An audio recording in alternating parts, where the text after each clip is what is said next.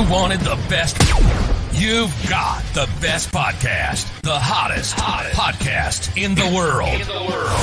The Chris Voss Show, the preeminent podcast with guests so smart you may experience serious brain bleed. The CEOs, authors, thought leaders, visionaries, and motivators. Get ready. Strap yourself in. Keep your hands, arms, and legs inside the vehicle at all times, because you're about to go on a monster education roller coaster with your brain. Now, here's your host, Chris Voss. I'm ready. Just like I said, I'm ready. Where's the host? Oh, wait. Hey, the card says it's me. Hi, I'm your host, Chris Voss, the ChrisVossShow.com. Welcome to the show, everyone. It's wonderful to have you. People yell at me when I don't sing it. The ChrisVossShow.com. You know, it's really funny how you guys send me messages if I don't sing it. It's really, I don't know. I love you guys, but Jesus, after 13 years, I got to come up with something else, man. Anyway, guys, welcome to the show. We certainly appreciate you coming by. We have a brilliant multi-book author on the show today. He's going to blow your mind. Nir Eyal is on the show with us today, and he's got two amazing books he's written. He might have had more than that. We'll check in with him and find out. But we're going to be talking to him about his amazing books. I was friends with him on the old LinkedIn over there. You may have heard of it. Microsoft bought it a couple years ago, tried to destroy it, and they're trying their hardest, but it's still not working. But it's kind of like Microsoft is kind of like the Elon Musk of LinkedIn. So that's what I think about that. But still, I recognized that I was friends with him, and I've been friends with him for several. I don't know. However, I've been on LinkedIn for 2008, since 2008, for 2008. It seems like for 200,008 years. And I was like, hey, man, we should have you on the show. And he's like, hey, man, that sounds like a good idea. I'm not sure that's the language he used, but I'm paraphrasing. Anyway, he is on the show with us today. He's going to be talking to us about his amazing book and business science insights. And you're going to learn so much. It's going to make you sexier, guaranteed to help you in the bedroom. Your wife still won't like you, but you will be sexier.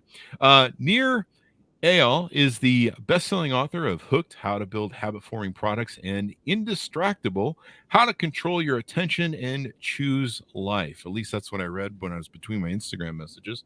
He is taught at the Stanford Graduate School of Business and Hasso-Plattner Institute of Design. I may get yelled at for that one. His writing on technology, psychology, and business appears in the Harvard Business Review. We love the authors we have from them on the show. The Atlantic, TechCrunch, and Psychology Today. I'm going to ask him, I'm going to show him my brain and ask him if it looks infected. Welcome to the show, Nir. How are you? Hey, man. See, I do talk like that. How are you? Yeah, you got the whole hey man thing going on. All right. Hey, so Nir, give us your, did I get the Hasso right? Is that Hasso-Plattner? Yeah. He's the founder of SAP. So you went to Stanford and I went to public school. So that's how that works. I also went to public school. No, did you really? Oh, you must have went to a different one. I went to one where it was pretty much just FFA, Future Farmers of America, the whole time. Yeah. And pretty much we had that too. I grew up in Central Florida. So yeah, we had that too. I went to public school and then shipped off from there. From what I understand, they still do that in Florida. That's like a Florida man thing, isn't it? I don't know. Oh, that was a big club in my high school. Future Farmers. I also learned welding, wood shop, and leatherworking, and metal shop. And none of those are real skills, not like what I do. I just click on keys all day. They are. Well, the great thing about my podcast is if things don't work out with this whole thing, I can always fall back on either my strip club days of being a Chippendales dancer, or I can go back to my welding career. Probably my welding career at this point, because I don't fit in those songs very well. Anyway, welcome to the show. We certainly appreciate you coming by. Give us your .com. Did we get the .com from you? Yeah, it's Nir and Far. Nir like my first name, Nir. So it's nirandfar.com. I just wanted to cement that in and make sure we got it, because I was in between jokes and thinking of the next one. So welcome to the show, my friend. You've got two amazing books. Is it just the two? Two for now. Sorry to make that sound like, is it just two? Like, is that it? That's all you can write? So you've got the two books on, and they've got amazing reviews. You really kicked ass on these books, so congratulations. The first one, let's start from the top. Well, let's do this. Let's lay a foundation, sell you to the audience. That's always good. Tell us a little bit about yourself, how you grew up, what you ate for breakfast, Yeah. and how you got here. What got you into the business of writing books and business consulting? Yeah, so I'm a behavioral designer. So what that means is that I help companies build the kind of products and services that build good habits in people's lives. Mm, So I work in healthcare to help people make sure they take their medicine or use a medical device. I work in education to help people learn new languages or learn online, for example. I work with financial services companies to help people make a habit out of saving money. So anywhere where you need a repeat behavior, those are the kind of businesses that are my clients. And my research in the field has extended back to over a decade now, looking at the deeper psychology of why we get hooked and how we can use the same psychology that Twitter and Facebook and Instagram and WhatsApp and Slack, all these companies use to get us hooked to their products, sometimes for frivolous reasons, right? Sometimes just for entertainment. But how can we use that same exact psychology for good? How can we use it to help people learn a new language or get fit or live healthier lives through the products and services we use? So that was my first book, is Hooked: How to Build Habit Forming Products. That's what I still do professionally. Most of my time is speaking, consulting, and teaching around that topic. And then my second book is called Indistractable, which looks at the other side. So Hooked was about building good habits. Indistractable is how to break bad habits. Now, it's not the same habits, right? We can have good habits that get us to the gym and help us eat right, etc. But then we also have these bad habits that we want to know how to break around, spending too much time on social media or watching too much TV or whatever the case might be. So I wanted to look at both sides of the equation, how to build good habits with the products we use, and then how to break those bad habits that can lead us towards distraction. mm. What were you saying? I was looking at my phone. No, I'm just kidding. Indistractable is the title of the book. How to control your attention and choose your life. It's always best to choose life, I find. I wake up every morning and go, death, life. I'm going to go with the life thing today. Work so far. I don't know about that. But anyway, so give us a rundown of Indistractable, how to Yeah, control your sure. attention and choose your life. What are some of the Yeah. things that people run into, and how do you help them overcome it? Sure. I mean, I think there's a real bifurcation today going on, that there's a division between the kind of people who let their time and attention be controlled by others, right? As you said, they're not Mhm, choosing their life. They're letting other people choose their life for them based on the mhm, media they consume, what they do with their time, whether they're able to focus on the values and priorities that are important to them. And then there are the people who say, no, I will not let my life be manipulated and controlled by others. I will choose how I spend my time and attention, because this is truly how we choose our life. So mhm, those type of people are people who I call indistractable. Now, mm. indistractable doesn't mean you never get distracted. I wrote the book and I still get distracted from time to time. What it means is that you're the kind of person who knows why they got distracted, and they can do something about it in the future. So Paulo Ah, Coelho had a wonderful quote. He said, "A mistake repeated more than once is a decision. A mistake repeated mm, more than once is a decision." So, okay, let's say you get distracted once. Damn you, social media, Mark Zuckerberg, you make these products so good, we want to use them all the time. Okay, he got you once. Are you going to let him mhm, keep getting you again and again and again and again? Or mm. are you going to stand up and say, no, no, no, I know why I got distracted. I'm going to take actions today to prevent getting distracted tomorrow. So Indistractable is not just about the tech distractions. It's about all the distractions we see in our world today. It's, the television, it's our kids can be a distraction. Work can be a distraction. All kinds of things can be a distraction if it's not what you said you were going to do with your time and attention. There you go. So, national bestseller, winner of outstanding works, multiple awards for this. What do you is social media like the biggest problem of distraction these days? Definitely not. Definitely not. In fact, What's the biggest? well, it depends on the context. So when we did surveys Oh, of what's the biggest distraction in the workplace, the number one distraction was not email, it wasn't Slack, it wasn't any kind of technology, it wasn't phones, it was other people. That was the number oh, one source of distraction in the American workplace. It's your boss coming by your desk while you're working on a big project saying, "Hey, can I have that TPS report?" Or your yeah. friend saying, "Hey, you want to hear some office gossip?" That turned out to be the number one source of distraction at work. At home, there's all kinds of other distractions, right? Today, now that many people are working at home post-pandemic, the number one source of distraction tends to be their kids, right? Yeah. We love them to death, but they can also be a huge source of distraction if you haven't found ways to deal with what we call these external triggers in our environment. But here's the interesting thing: if you look past the tools we're using, okay, it's silly to just look at the tool, because remember, distraction has been with us for at least the past 2,500 years. Plato, the Greek philosopher, talked about distraction 2,500 years ago, and he complained about how distracting the world was back then. So it can't be caused by social media, right? It's been around way too long for it to be caused by. People have always been distracted. So we have to look deeper than just what tools are we using and realize that the number one source of distraction, and studies have found this, that the number one source of distraction, in fact, 90% of the distractions that come from our phone don't originate from the phone. Think about this. 10%, this is what studies have found, 10% of the distractions that come from our phone are from the pings, dings, and rings. The other 90% of the distractions that come from our phone start from within us. What are these called? These are called internal triggers: boredom, loneliness, fatigue, uncertainty, stress, anxiety. This was the big revelation for me, is that it's not the tool. Okay. It's not the thing outside of us. It's these uncomfortable sensations, these icky, sticky feelings that we don't want to deal with. This is why we look for distraction. Here's the thing. It doesn't matter if it's too much news, too much booze, too much football, too much Facebook. You will always find a distraction if you don't first deal and process those uncomfortable sensations. You know, that was one of the jokes I had, that drinking and booze is one of them, because, you know, then you start text messaging all sorts of stuff, and you wake up the next morning going, I didn't mean to send that DM to my mom. On Snapchat, I don't know. There's the joke. You can figure it out.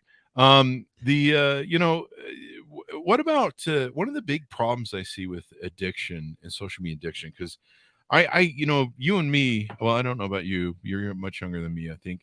But I grew up in the age where, you know, you didn't, if you wanted to walk around with a phone, you had to carry the rotary with you, and it didn't work because it was unplugged. But, you know, I grew up in the age where you met people, talked to them, you know, called them and stuff. And so it's still weird to me when I see people walking around like this, just like, and they never look up. You're like, I don't know how you've not wandered into traffic with the way you're going. It still bugs me when I go to, I'll go out to eat, and I'll see like a whole family of, like, you know, 4 kids and 2 parents, and like every single one of them is like this. It's like robotic. And one thing I see that's really big is validation online. A lot of women needing validation. Most of the apps have turned into these dating apps or validation apps, where it's like, look at me, tell me how beautiful I am. There seems to be an addiction to that. I don't know. Am I wrong? Well, I think some people can get addicted to technology and social media. Some people can get addicted to all sorts of things, right? But certainly not everyone who uses these things are addicted, not even close, right? Not everyone who has a glass of wine with dinner is an alcoholic. Not everyone who has sex from time to time is a sex addict, right? So it turns out that about 3 to 5% of the population is addicted to one thing or another. So that means that there's a 95% chance that's not you. So for the vast majority of people, we're not addicted, we are distracted. But of course, we don't want to use that language, right? We want to think that we're puppets on a string. We like to believe that this is something that's out of our control. Why? Why would we like to think we're out of control? Because then there's no responsibility, right? If Zuckerberg is doing it to me, well, nothing I can do. We're all addicted, right? And even if you're not thinking this consciously, subconsciously, you see these kind of behaviors. Well, people say, oh, you know, it's hijacking my brain. BS. Hijacking is what they did to us on 9/11. Hijacking is not Candy Crush, for God's sakes. Get a grip, okay? We need to stop using this language that disempowers us. And this is my big beef with, I think, tech critics. Like, I don't know if you saw the movie, the Social Dilemma movie. That Social Dilemma that movie could have been produced by the tech companies, because that accomplished their goal. If their goal is to get you to keep using these devices more than you'd like, the best thing you can tell people, the best lie, is that it's hijacking their brains and there's nothing they can do about it. So I'm here to tell people that, yeah, there are negative repercussions to overuse of everything. Watch too much TV. Heck, listen to too much Chris Voss podcast.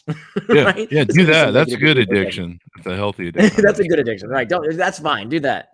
But anything you overconsume is going to have negative repercussions. So the problem is, here's what's interesting too, is that there have been studies that showed that there is no connection between depressive symptoms and the amount of hours spent online, but there is a connection between depressive symptoms and whether you think spending time online is bad for you.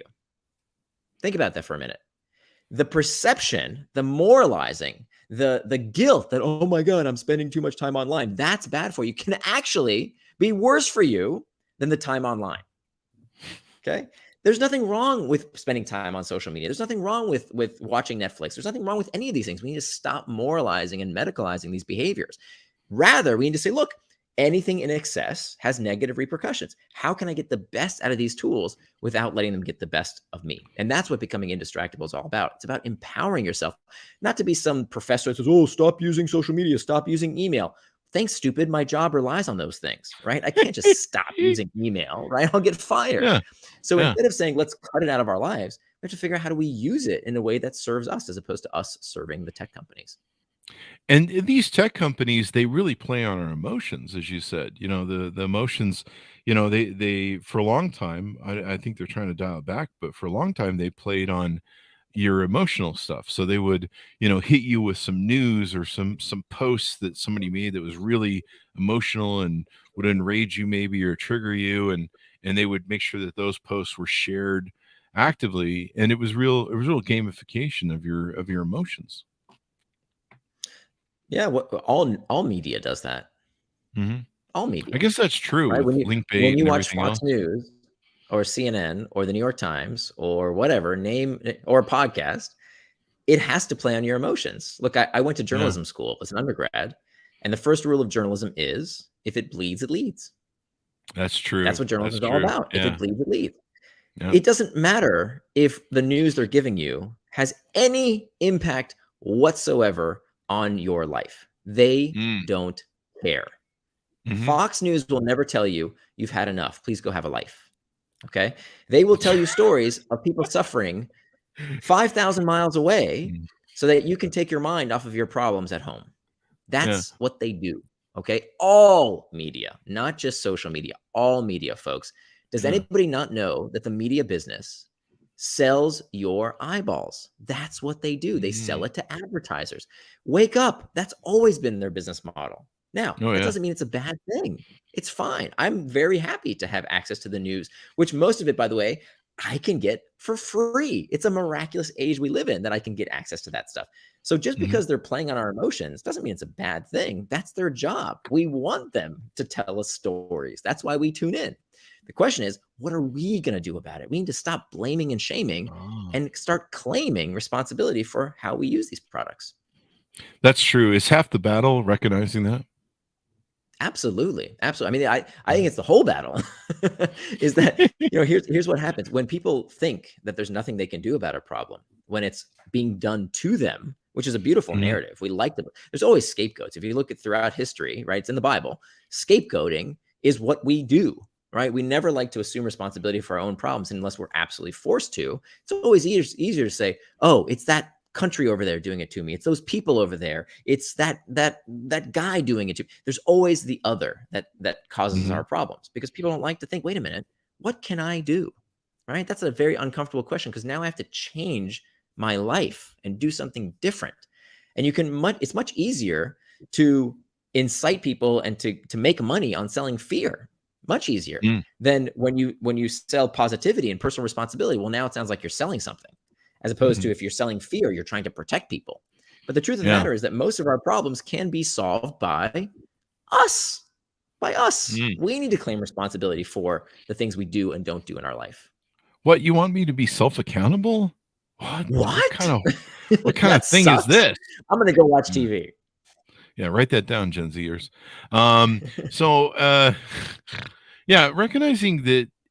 Recognizing what's being gamed against you. Yeah, I always love in the news, they do those promos where they put the fear of God into you.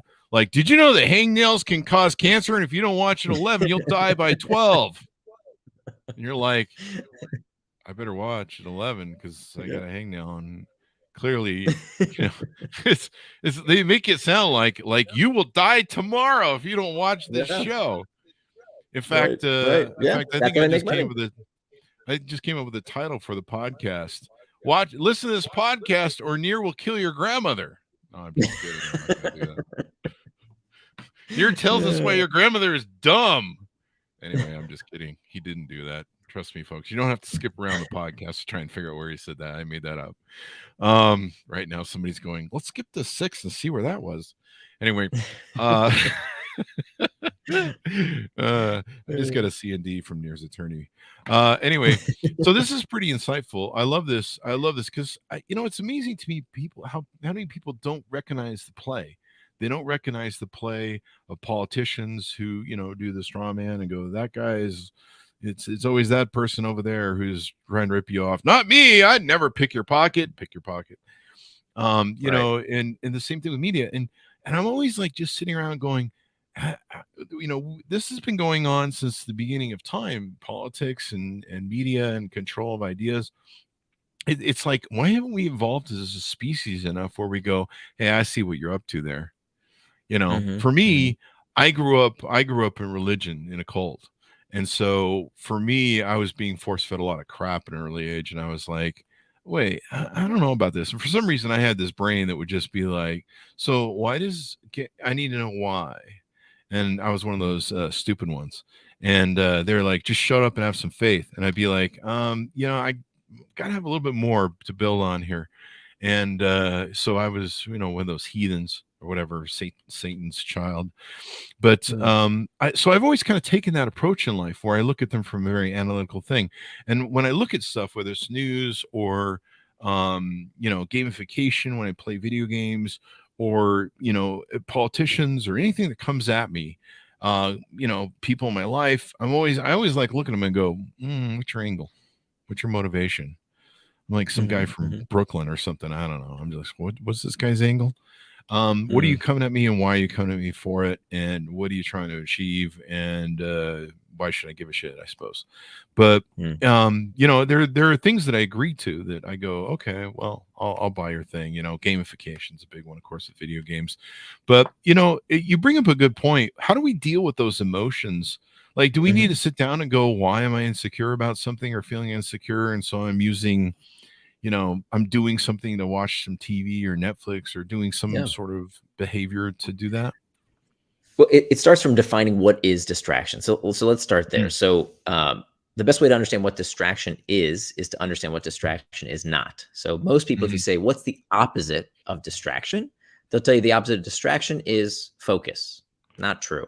The opposite of distraction is not focus. The opposite of distraction is traction. It's right there in the word, traction and distraction. Both words come from the same Latin root, trahare, which means to pull, and they both end in the same 6 letters, A-C-T-I-O-N, that spells action. So traction, by definition, is any action that pulls you towards what you said you were going to do, things that move you closer to your values, help you become the kind of person you want to become. Those are acts of traction. The opposite of traction is distraction. Distraction is any action that pulls you further away from what you said you were going to do, further away from your goals, further away from living out your values. So that's really, really important because I would argue any action can be traction or distraction based on one word. And that one word is forethought. Okay. The time you plan to waste is not wasted time, as Dorothy Parker said. So if you want to play video games, do it. There's nothing wrong with playing video games. Do it, though, on your schedule, not someone else's. And don't do it because you're trying to escape some kind of uncomfortable emotion. So now that we have traction and distraction, now we can plug in our external and internal triggers. The external triggers we talked about earlier, those are the pings, dings, and rings, those things in our outside environment that can lead us towards distraction. But again, that's only 10% of the reason we get distracted. The other 90% of the time that we get distracted, it's not because of what's happening outside of us. Rather, it's about what's happening in our own heads. So that's the first place to start. The first step to becoming indistractable is understanding what are those internal triggers and learning ways to master those uncomfortable sensations, or they will become your master. If you look at why people do things that they later regret, right? Why do they drink too much? Why do they spend too much time watching TV? Why do they, whatever it might be, things that they later look back and say, oh, that is not how I wanted to spend my time on earth. You will always find that there's an uncomfortable emotion that they are trying to escape.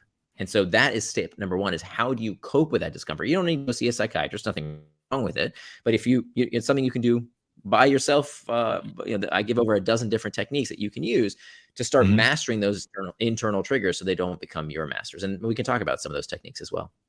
Nice. Let's do this. Let's force people to buy the book to pick those up, because I want to move to your second book and get a few more jokes in. One thing was interesting is, did you find that a lot of, people have one of their biggest emotions that they're having about just getting distracted is FOMO, fear of missing out. I find a lot Huge. of my friends that's half the reason they grab the phone off the table, as soon as it buzzes, is because they're, and I'm guilty of it too. There's the fear of missing out, which is an emotion, I Yeah, suppose, too. Is that an official totally. emotion? I don't know if it is. Yeah, no, that's a big It's one. Fear of fear. missing out is Yeah. yeah, it's fear, exactly. And of course, fear is a powerful motivator. The question is it real? Is it justified? And Mhm. that fear of missing out is the reason we act more than the reality that we are missing out. Hmm. That's a really important insight. So when many people resist, okay, I can't be indistractable because what if my kids need me? What if my boss needs me? What if my friends need me? It's more often than not, I'm talking 99% of the time, it's a fear versus a reality. Guess what? Your kids can wait a little while so that you can finish that big project. Yeah. Your boss can hang on for 15 minutes so that you can finish that priority. You can go to the gym real quick. Nothing's going to happen if you do the things you say you're going to do. Mhm. In that time, the world's not going to fall apart. But people have the fear they might miss out, that somebody Isn't it though? might need them. And in reality, it's an excuse. At the end of the Yeah. day, it's a feeling, and feelings can be managed. And 9 times out of 10, when you go look at what the notification is, it's Yeah, you something didn't miss that anything. it wasn't worth That's it triviality. wasn't worth distracting, like Kanye Exactly. West and Kim Especially when Kardashian it broke up comes at the today. expense. The cost of this is the time you could have spent doing the things you really want to do. Right? Exactly. Like you said, No. I see people in restaurants all the time with their family having a beautiful family dinner, and all the kids are on their devices. Right? Like, Mhm. well, why did you go to dinner to spend time with your family if everybody's on their phones? Right? So that's Why a are you big part of the idea. sitting there? And look, You could all just be home yeah, looking at your own screen. Like, yeah, and I'm not judging anybody, right? Like, if you want to sure, live your life I the way you am. want to live your life, do it, right? I'm not going to tell you what your values should be. What I want to do is to help people live out the values they set for themselves. Okay, so Ah. if you say exercise is important to me, great. If you become indistractable, you're going to go exercise. If you say family time is important to me, great. I'm going to help you spend time with your family 100% and really be there for them. If you say work is super important, I really need to work on my business. Absolutely. I'm going to help you do that without getting distracted by all those stupid trivialities that take you off track. Because, Chris, the problem today is not that we don't know what to do. We all know what to do, right? We don't need to listen to some guru to tell us how to lose weight. We know how to lose weight. You eat right, you exercise. There's no secret to it. We don't need to listen to some business guru to tell us how to be better at work. You know how to be better at work?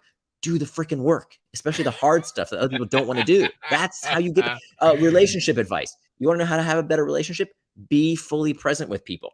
There's Yeah. no Stop looking at your secrets. And you know phone. what? Exactly. If you don't know how to do something, Google it. Yeah. Everything you want to know is right there on Google. Just Google it. The problem is not that we don't know what to do. The problem, Chris, is that we don't know how to stop getting in our own way. That's the problem. We don't know how to stop getting distracted. And so that's exactly what becoming indistractable helps you overcome. I'm going to put that in my phone. Hang on one second. No, I'm just kidding. But no, that's brilliant. I love how you've defined this foresight. It sounds like what you need to do is you need to sit down and make a plan. Is that right? You sit down and make a plan and go, okay, how am I going to start responding to these phone messages? How come, I get the emails from the kids that are at military school till 18 and somehow they want to still talk to me. They can't wait. I don't know what that's about. How do I deal with news? How do I deal with politicians, trying to fire me up? How do I keep people from playing my emotions? Is it good to write it down, a master plan? That's part of it. It's about Mhm. knowing what tools you'll have in your toolkit when you feel these emotions. Okay. And what Mhm. I found in my study of indistractable people, when you look at high performers in every industry, whether it's top athletes, whether it's people in business, whether it's artists, whatever the case might be, that are high performers, they actually feel the same internal triggers everyone else does. They also Mhm. feel lonely and bored and sad and stressed and anxious. They feel the same emotions, but they Mhm. respond to them differently. They have Oh. a different set of habits around how do you respond to this uncomfortable sensation. What many people do, distractible people, when they feel that discomfort, they immediately look for escape. I can't deal with this boredom. I can't deal with this stress. I can't deal with whatever anxiety I'm feeling. Let me go escape it with something, whether it's too much news, booze, Facebook, football, whatever. They're going to find something to escape it into. Mhm. High performers don't do that.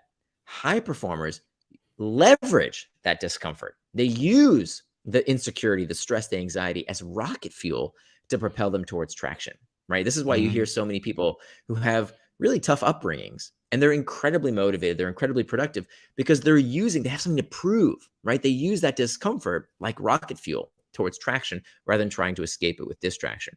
And so that's what we see with these high performers. So the good news is anyone can learn those habits. So what you do in response to those uncomfortable sensations, this is a really important point. People think you can control your emotions, you can control your urges. You cannot. You cannot control your urges, okay?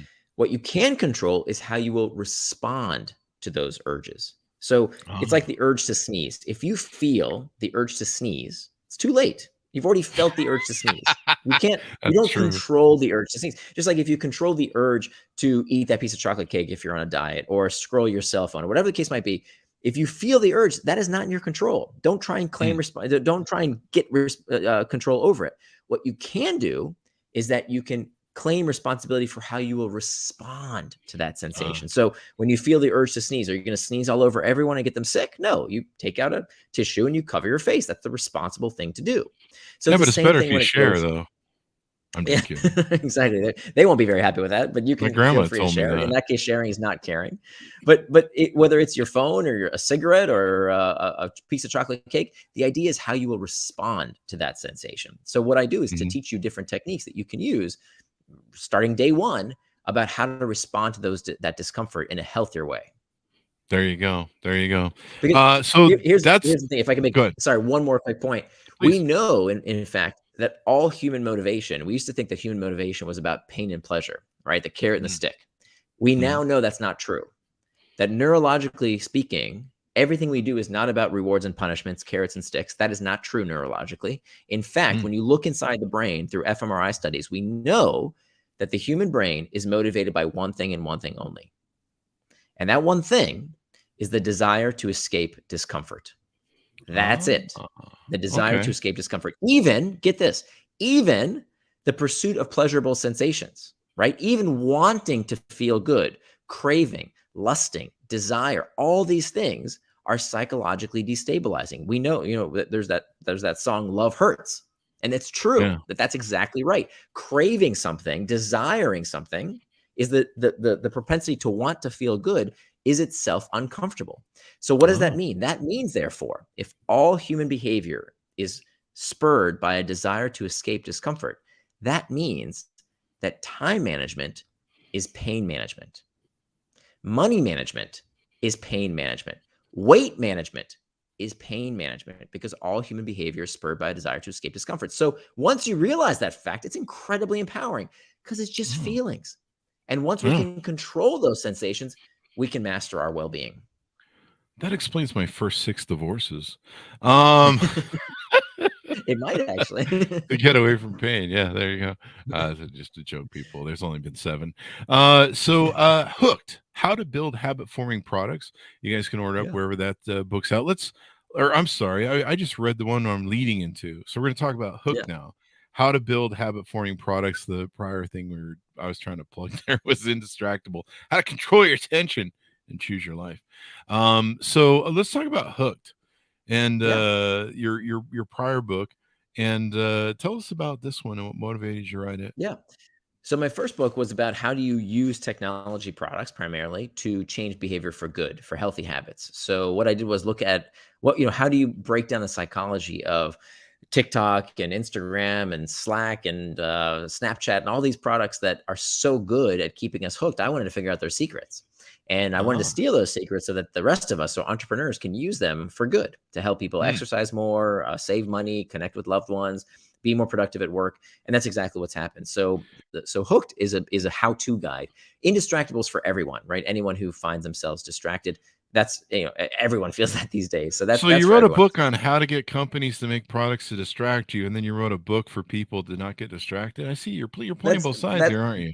That's the marketing spin that gets people. I see what you're up to. Wow, that's a self-serving cycle of. But of course, it's not the same products, right? I've never consulted for Facebook and Twitter and these guys that they already know these techniques. That's guess where I learned them. I stole their secrets and put them in my book, so that the rest of us can use these techniques for good. There you go. And I've never worked for the gaming companies or any of these guys. The idea here, they already know these techniques. The idea is How can we build businesses to help improve people's lives by building good habits? And the good news is we can have our cake and eat it too, right? We can be hooked to that exercise app and also become indistractable to not overwatch the news or other distractions in our life.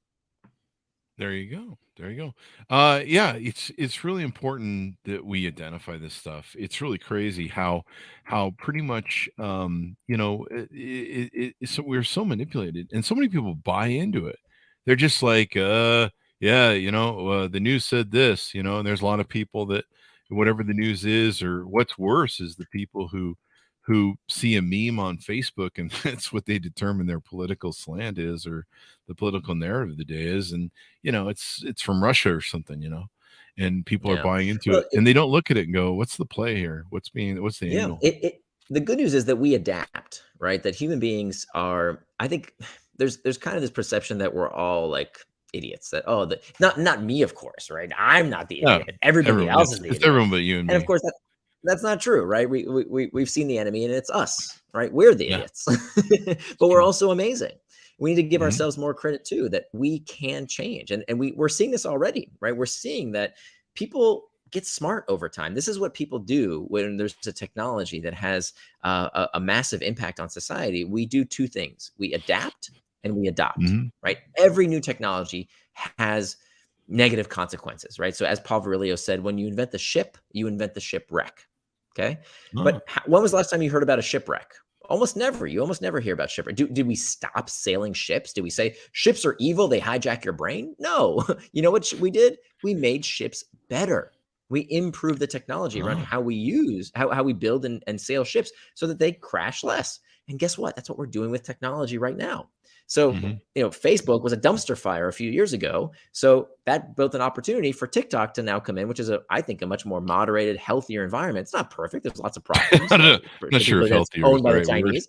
There's potential threats, of course, but it's a lot Yeah. healthier because people got sick of this dumpster fire of politics and advertising on Yeah. Facebook.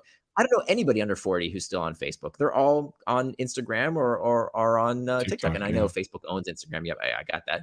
But it's a case in point of how consumers, they're not stupid. They look for a place that makes them feel better, that helps them deal with the problem that they're facing in a healthier manner. And that's exactly what we're seeing now. People didn't want all the politics and ridiculous Russia stuff that was infecting Facebook. They didn't trust it anymore. And so they went to look for other places, which proves my point that you can't addict people to these problems, to these products. They're not mindless zombies. People will eventually, if you don't serve their needs, they're going to go somewhere else. You bring up a good point. I never thought of it. I've had a lot of friends in Silicon Valley that have written apps and tried to make, Facebook copies and social copies, social community copies. Even I've been good at building communities, but I never really thought about how it's the pleasure of emotion that people are searching for. They'll be really good at designing their product, and they're like, if you push this button, you go over here, and if you push this button, it goes over here. And it's like, yeah, but how do they feel during this whole thing? You really opened my mind up to that in the feeling aspect of it. Is it giving me that dopamine, reward hit? And Yeah. I mean, it's less about the dopamine stuff than it is is it solving my problem? Plain and simple, right? If you go to the grocery store and you look at the fruit section and half the produce is rotten, guess what? You're not going to buy it. Yeah. And if a product doesn't make you feel the way you came to help, if it doesn't solve the problem the way you came and expected it to, then you're not going to use it. That's another thing. I've looked at some of their products. I'm like, what does this solve? Like in there, and it had gotten so kind of crazy. There was people made so many apps that it just became really nichey to make like an app.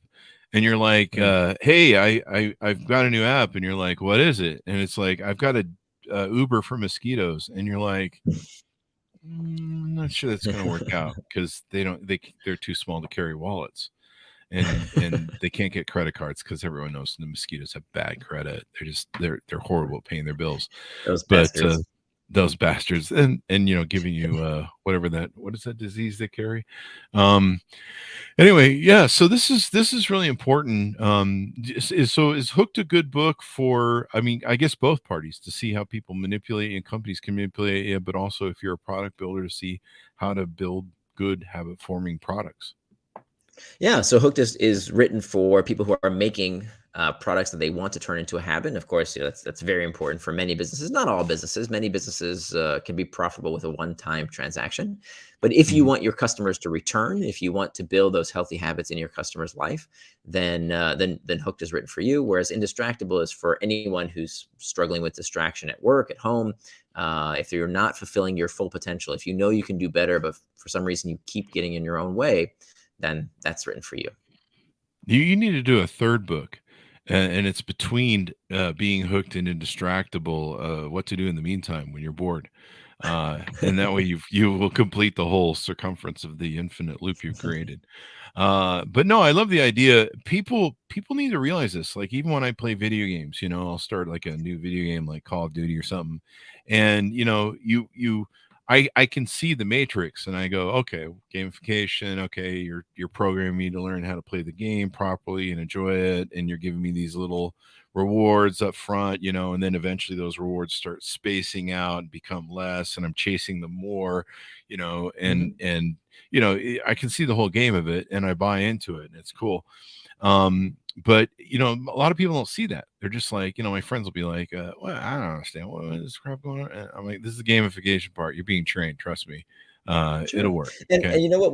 We pay for the privilege, right? It's not that Mhm. different from what movies do. When you go to see a movie, it's made to have that cliffhanger of what's going to happen at the end, Yeah. right? It's what makes books fun. Yeah. Sports. What do you think sports is all about? Sports is a slot machine, right? Why do we watch a ball Oh, bouncing around? It's because we like uncertainty. We want mystery. It's called oh. variable reward.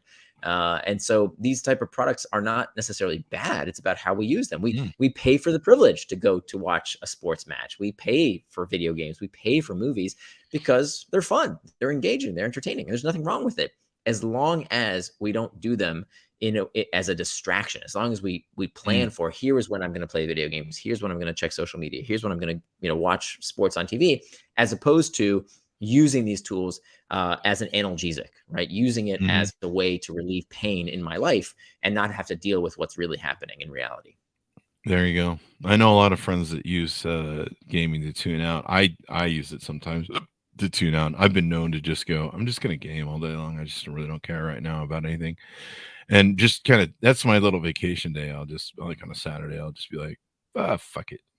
And Yeah. I probably shouldn't do that. I mean, sometimes I get bored with it and I'm just like, "Oh, I'm not doing this anymore today." But it sometimes it's fun just to go do whatever you want for a day. But yeah, I like getting into this stuff because people need to realize the things that are out there. They need to create better habits because, like you say, the successful people, they've just learned to manage their emotions and learn how, it's always about how you respond, right?